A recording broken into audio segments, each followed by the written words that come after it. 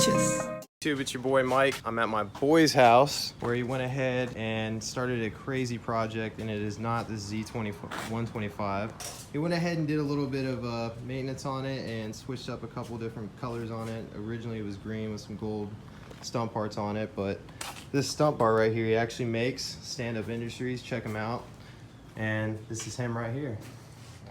So before we show you guys what the thumbnail is explaining and you guys are looking forward to seeing, I want to show you this sweet bike I had a chance to ride the other month. It was the, what year is this? 2004.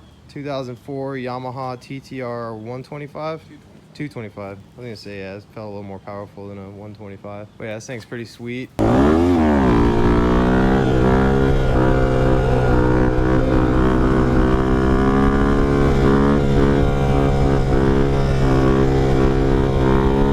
Registered and plated out of state and brought back over here, and now it's fully legal to be on the road, so you don't really see too many of these things.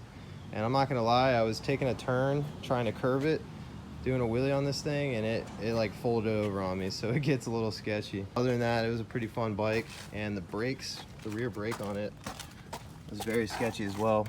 You got that drum brake going on, so totally different. Yeah, you made a handbrake bracket or hand brake setup for it, as you can see.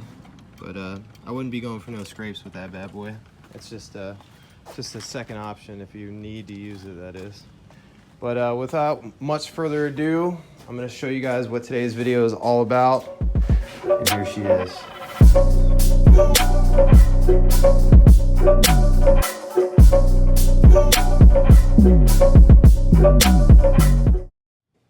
Way more bougie than the other ones. Did you order them new? Yeah. Yeah, I see you, I see you. Alrighty guys, so what we're looking at, and you're probably wondering, is a Grom with a CBR1000 motor inside of it. And yeah, when he first started talking about it, I was kind of wondering how the hell this would happen. We were literally sitting here with a Grom base and a motor sitting in the corner, and next thing I know, he's posting pictures of a frame built around it. Before and after pictures of the motor. Yeah, definitely. He's gonna shoot me over some pics, kind of the process, as much info as he has as far as getting from motor and Grom to this point. But Nate, if you want to go ahead and give us just a quick little walk around as far as game plan with this thing, because I'm sure a lot of people are wondering how are you gonna shove a CBR 1000's worth of stuff in here. You got the fuel, electric, motor, airbox, gas, all that good stuff. There's a lot of stuff. So we started with a Grom frame that my buddy bent. So we chopped off the parts that were bent, got rid of all the centerpiece, stuck with the subframe swing arm and the front neck and the forks. Chopped it up, made our own custom CBR1000 mount, welded it all together, and started making everything fit around it. You're not shoving it on a stock frame. Yeah, these welds, I was definitely impressed with it. He made the neck and everything for it. These plastics, you're not keeping these plastics. They're kind of like the mock-up plastics, yeah, right? These are some stump plastics I got from my buddy Chico. Mm-hmm. He donated them. We're going to cut them up, kind of get a general idea of where they're going to sit, and then kind of go from there. Doesn't look like you'll have room for the airbox. The airbox on CBR 1000s are like super high and thick for a Grom, that is, but do you have any idea or game plan on that part? So we took out the gas tank of the Grom. We're gonna make a little custom airbox there with some velocity stacks. Unfortunately, it's got secondary injectors, so we have to mount those above it, which takes up all of our gas tank space.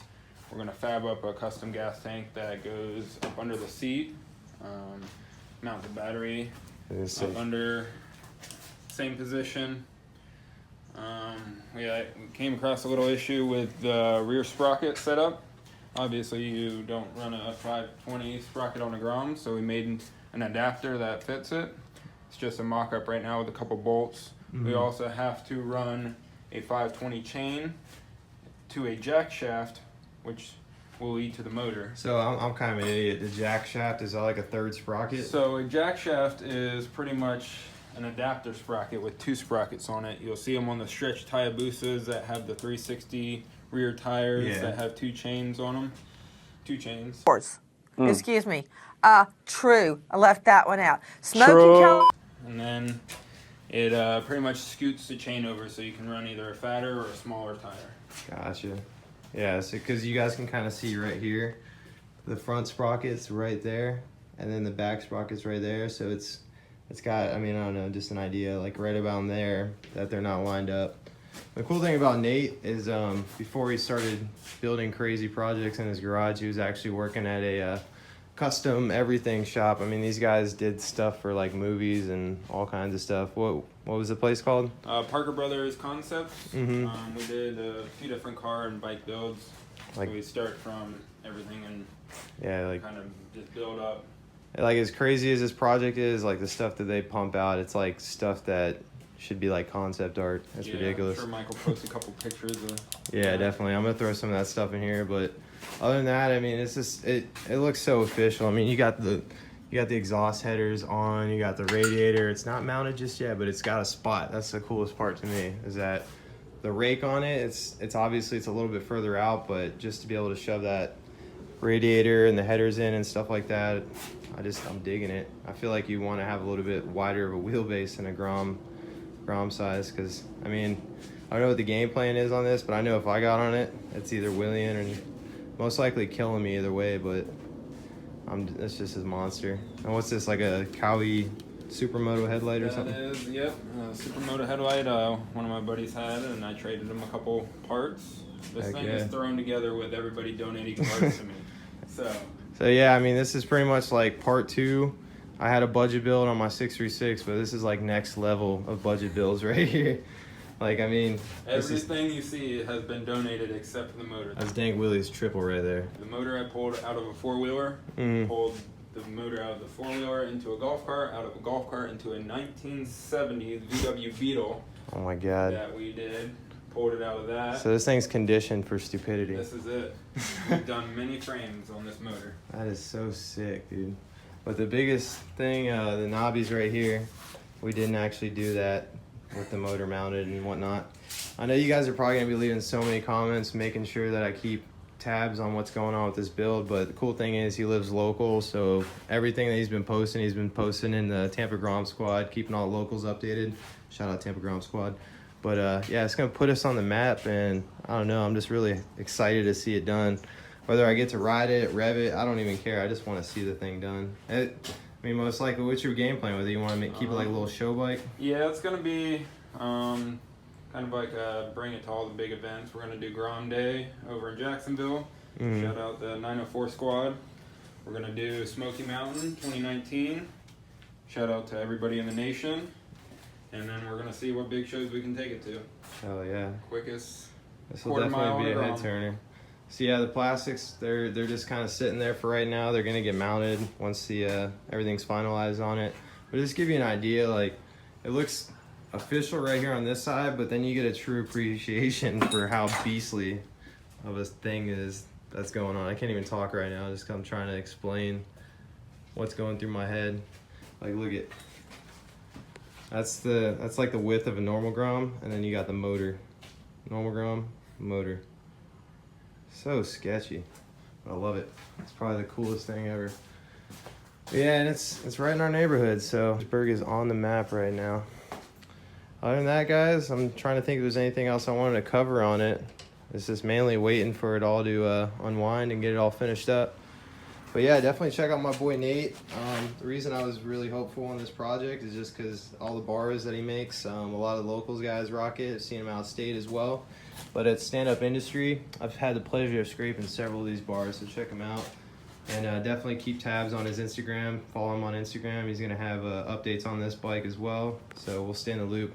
I'm sure this isn't probably the only wild project you're going to try to do, huh? No, we got plenty more in mind. See how everybody likes this. I know there's a couple comments out there, but we're gonna get it running and be done by the end of the year. See you guys at Smoky Mountain. Yeah, I was gonna say, you guys can leave your comments, leave some feedback, whatever you got on your mind as far as this build goes. But at the end of the day, if you want to leave feedback, you got to be ready to build a bike like this yourself. Because all these guys are Facebook and YouTube engineers, but I mean, it's all about trial and error. Because I don't think there's a guide on YouTube to building a Grom CBR1000.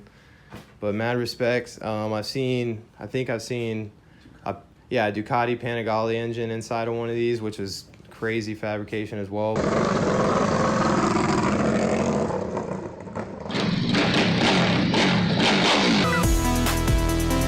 I mean, this, you gotta respect Honda motor going in a Honda frame. So at the end of the day, it's a true Honda once it all gets built, but I definitely can't wait. So other than that, guys, this is kind of a raw video. I actually had my camera charging in my truck, but it died as soon as I turned it on because I had it dead. And yeah, we're gonna be steady on the uploads from here on out. And we got the Supermoto conversion going on in the CRF450L very soon. Yeah, there's just a ton of videos coming out, and I'll definitely be giving you guys an update video on this. But leave us some feedback, show some love to stand-up industry, and definitely know what you think of the bike. And of course, leave a like on this video. This is probably the most gangster thing happening on your YouTube this week. All right, guys, other than that, if you guys enjoy this video, be sure to like, comment, subscribe if you did. And like always, keep it dank. Later.